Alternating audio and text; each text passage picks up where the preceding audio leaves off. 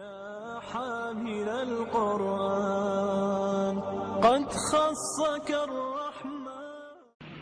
اس مہینے میں روزے رکھنے. ابو ہریرہ کہتے ہیں کہ رسول اللہ صلی اللہ علیہ وسلم نے فرمایا رمضان کے بعد سب سے افضل روزے اللہ کے مہینے محرم کے ہیں. یعنی مہینے کے اعتبار سے محرم کے روزے افضل ہیں رمضان کے بعد. ویسے تو ذوالحج کے پہلے عشرے میں تو سارے اعمال افضل ہیں، لیکن وہ صرف پہلے 10 دن کی بات ہے، اور یہاں کیا ہے، پورے مہینے کی بات ہو رہی ہے. لیکن یہ بات ثابت ہے کہ نبی صلی اللہ علیہ وسلم نے اس پورے مہینے کے روزے نہیں رکھے، یعنی کمپلیٹ نہیں کیا محرم کو. اس سے اس مہینے کے روزوں کی ترغیب تو ملتی ہے، لیکن پورے مہینے کے روزوں کی پابندی نہیں. خصوصاً عاشورہ کا روزہ، 10ویں تاریخ کا روزہ.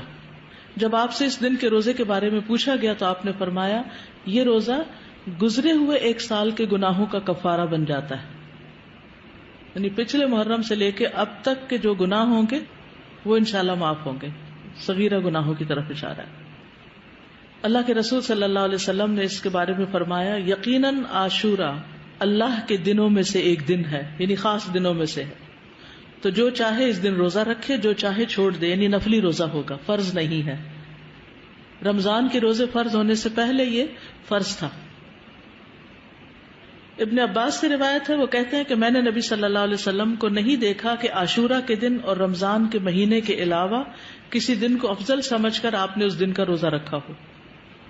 تو اب آپ کو بات سمجھ آ گئی کہ 9 تاریخ کا جو روزہ ہے وہ نہ رکھا تو پھر اجر سے محرومی ہو سکتی. تو احتیاط کا تقاضا یہی ہے کہ 9 کا رکھا جائے ساتھ. دور نبوی میں بچے بھی عاشورہ کا روزہ رکھتے تھے، بچے بھی روزے رکھتے تھے. ربیہ بنت معوذ سے روایت ہے کہ نبی صلی اللہ علیہ وسلم نے عاشورہ کی صبح انصار کے گاؤں میں کہلا بھیجا جس نے صبح اس حال میں کی ہو کہ روزے سے نہ ہو تو وہ اپنا باقی دن پورا کر لے. یعنی درمیان میں بھی روزے کی نیت کی جا سکتی ہے، نفلی روزے کی. اور جو شخص روزہ دار ہو تو وہ روزہ رکھے، یعنی جسے نیت کر لی وہ پورا کرے. ربیہ کہتے ہیں کہ اس کے بعد ہم لوگ خود بھی روزہ رکھتے اور اپنے بچوں سے بھی رکھواتے. ہم انہیں اون کا ایک کھلونا دے کر بہلائے رکھتے. جب کوئی کھانے کے لیے روتا تو وہی دے دیتے، یہاں تک کہ افطار کا وقت آ جاتا. یہ تربیت ہے نا، ٹریننگ ہے. تو ضروری نہیں کہ ہر وقت جب بچہ روئے اس کو ضرور دودھ دیا جائے یا کھانے کو دیا جائے. تھوڑی دیر رونے بھی دیا جائے یا بہلا دیا جائے. اس دن کا روزہ جو ہے یہ مستحب ہے. جابر کہتے ہیں کہ رسول اللہ صلی اللہ علیہ وسلم ہمیں عاشورہ کا روزہ رکھنے کا حکم دیتے، ہمیں اس کی ترغیب دیتے اور اس موقع پر ہماری نگرانی فرماتے، یعنی رکھا ہے کہ نہیں. اس کے بعد جب رمضان کے روزے فرض کر دیے گئے تو آپ نے ہمیں نہ حکم دیا نہ منع کیا اور نہ اس موقع پر ہماری نگرانی کی. یعنی نفلی روزہ ہو گیا، مستحب ہو گیا. حضرت عائشہ سے روایت ہے کہ جاہلیت کے ایام میں عاشورہ کے دن کا روزہ رکھا جاتا تھا. جب اسلام آ گیا تو اب جو چاہے اس کا روزہ رکھ لے اور جو چاہے اسے چھوڑ دے.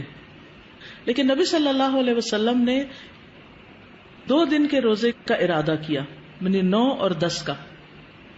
عبداللہ بن عباس کہتے ہیں جب رسول اللہ صلی اللہ علیہ وسلم نے یوم عاشورہ کا روزہ رکھا اور اس کا روزہ رکھنے کا حکم دیا تو صحابہ نے عرض کی اللہ کے رسول یہی دن ہے جس کی یہود و نصارہ تعظیم کرتے ہیں. اس پر رسول اللہ صلی اللہ علیہ وسلم نے فرمایا جب آئندہ سال ہوگا تو اگر اللہ نے چاہا تو ہم 9ویں دن روزہ رکھیں گے. کہا اس کے بعد آئندہ سال نہیں آیا کہ رسول اللہ صلی اللہ علیہ وسلم وفات پا گئے. ٹھیک ہے، تو افضل کیا ہے، 2 دن کا رکھ لیا جائے، 9 اور 10 کا. اور 9 محرم جو ہے بعض کے نزدیک 9 اور بعض 10 دونوں کو عاشورہ کا دن بھی کہا جاتا ہے. پہلا عشرہ ہے نا اس میں، جی نہیں 11 والی روایت ضعیف ہے. یعنی بعض کہتے ہیں 10 اور 11 بھی رکھ سکتے ہیں، لیکن یہ کہ 11 تاریخ کے روزے کی روایت ضعیف ہے. اصل میں 9 اور 10 ہی ہے. ابن القیم کہتے ہیں کہ ابن عباس کا یہ کہنا تم محرم کا چاند دیکھو تو گنتے رہو اور 9ویں تاریخ کے دن کی صبح روزے کی حالت میں کرو. تو اس سے مراد یہ نہیں کہ عاشورہ 9ویں تاریخ کو کہتے ہیں، بلکہ ان کی مراد یہ ہے کہ 10ویں سے پہلے 9ویں کا روزہ بھی رکھو. کیونکہ آپ نے فرمایا تھا کہ اگر میں زندہ رہا تو روزہ رکھوں گا. تو یہ ایک طرح سے آپ کی سنت ہو گئی، کیونکہ آپ نے اس کے بارے میں خود صحابہ کو ترغیب دلائی. بچے چلے اگر 2 نہیں رکھ سکتے تو 1 تو رکھوائیں. اور یہ جو الفاظ ہیں نا سلسلۃ الاحادیث الضعیفہ کے کہ اگر میں زندہ رہا تو یوم عاشورہ سے ایک دن پہلے یا ایک دن بعد میں روزہ رکھنے کا حکم دوں گا، یہ روایت ان الفاظ سے منکر ہے، یعنی اس کا انکار کیا گیا ہے، اس کی سند ضعیف ہے۔ اسی طرح ابن عباس کا بھی ایک قول ہے جو نبی صلی اللہ علیہ وسلم سے وہ روایت کرتے ہیں کہ آپ نے فرمایا یہود کی مخالفت کرو اس طرح کہ ایک دن پہلے یا بعد کا روزہ رکھو، تو اس کی سند ضعیف ہے، تو اس لیے بعد والا نہیں۔ ابن تیمیہ رحمہ اللہ کہتے ہیں صحیح بات تو یہ ہے کہ 9 اور 10 دنوں کا روزہ رکھنا مستحب ہے، کیونکہ آپ کا آخری حکم یہی تھا کہ اگر میں اگلے سال زندہ رہا تو 9ویں کا بھی ساتھ رکھوں گا۔ تو زیادہ افضل کیا ہے؟